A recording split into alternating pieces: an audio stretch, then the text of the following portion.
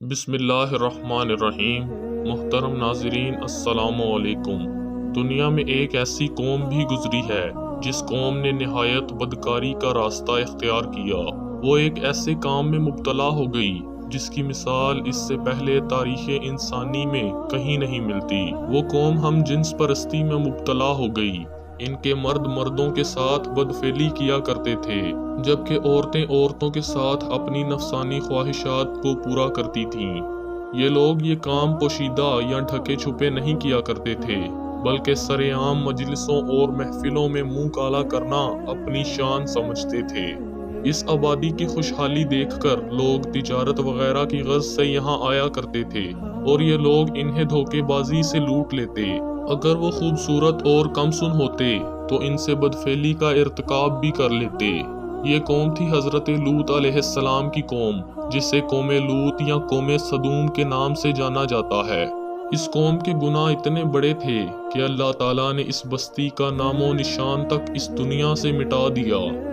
حضرت لوط علیہ السلام حضرت ابراہیم علیہ السلام کے بھتیجے تھے۔ جب حضرت ابراہیم اپنی بیوی حضرت سارہ کے ساتھ مصر پہنچے تو حضرت لوط علیہ السلام بھی آپ کے ساتھ تھے۔ مصر کے فرعون نے دونوں کو بے تحاشا تحائف اور مویشیوں کے ریوڑ سے نوازا۔ یہ دونوں حضرات اپنے اپنے ریوڑ کے ہمراہ مصر سے نکلے۔ سفر کے دوران ان کے چرواہوں کے درمیان جھگڑا ہونے لگا۔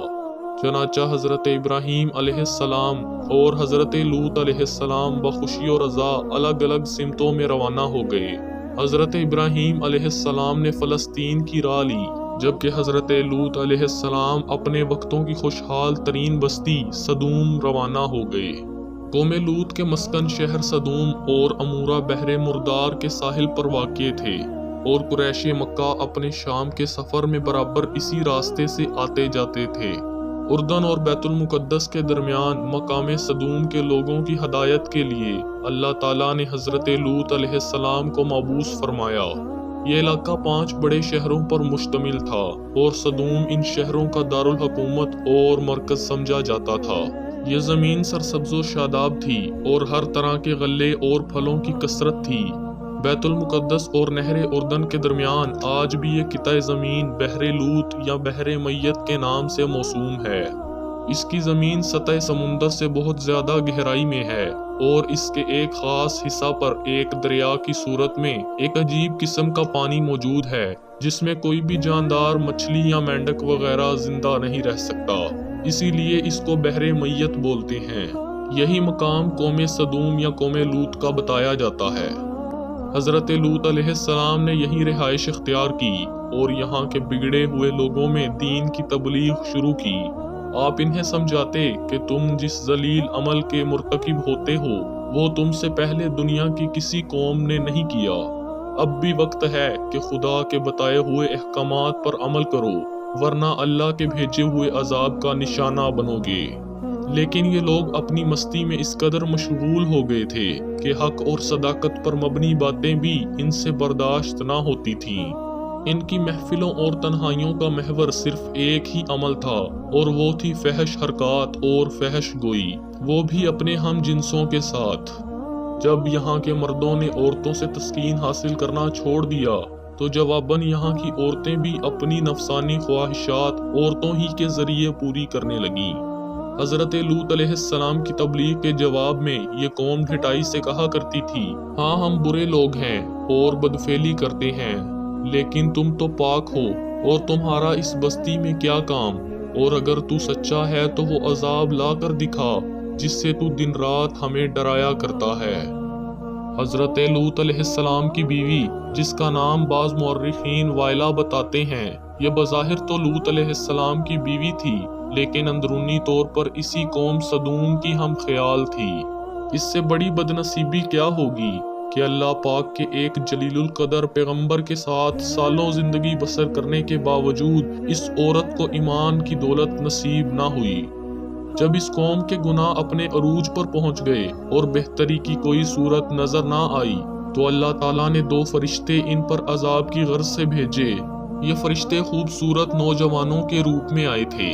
جب یہ فرشتے خوبصورت نوجوان لڑکوں کے روپ میں سدوم کے شہر پہنچے تو ان کی ملاقات حضرت لوط علیہ السلام سے ہوئی۔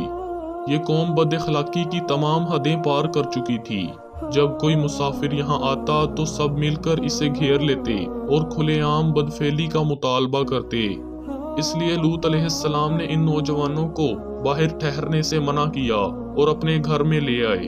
ان کے کھانے پینے کا انتظام کیا اور انہیں سمجھانے کی کوشش کی کہ یہ بستی مسافروں کے لیے کتنی خطرناک ہے۔ لیکن آپ کی بیوی جو درِ پردہ اپنی قوم سے ملی ہوئی تھی، اپنے گھر آنے والے ان مہمانوں کی خبر اپنی قوم کے لوگوں کو دے آئی، اور یوں اس مکان کو چاروں طرف سے صدوم کے لوگوں نے گھیر لیا۔ وہ آپ سے ان مہمانوں کا مطالبہ کرنے لگے۔ یہ دیکھ کر آپ بہت پریشان اور رنجیدہ ہوئے۔ اس پریشانی سے نکلنے کی کوئی صورت نظر نہ آتی تھی۔ تب ان فرشتوں نے آپ پر اپنی حقیقت واضح کر دی کہ ہم اللہ کے بھیجے ہوئے فرشتے ہیں اور اس قوم کو اللہ کے حکم سے نیست و نابود کرنے کے لیے آئے ہیں۔ آپ اپنے اہل و عیال کے ہمراہ اس بستی سے چلے جائیں، صبح تک یہ بستی فنا ہو جائے گی۔ ان فرشتوں نے وہاں موجود کافروں کو اندھا کر دیا اور حضرت لوط علیہ السلام اپنے اہل و عیال کے ساتھ بستی سے روانہ ہوئے۔ پھر ان فرشتوں نے اس بستی کو زمین سے اکھاڑ کر دوبارہ زمین پر پٹخ دیا اور ان پر پتھروں کی بارش کی۔ حضرت لوط علیہ السلام اس بستی کی حدود سے نکل چکے تھے، مگر آپ کی بیوی جو دراصل ان کافروں کے ساتھ تھی، وہ مڑ مڑ کر اپنی قوم کا حال دیکھتی اور کہتی، ہائے میری قوم، ہائے میری قوم۔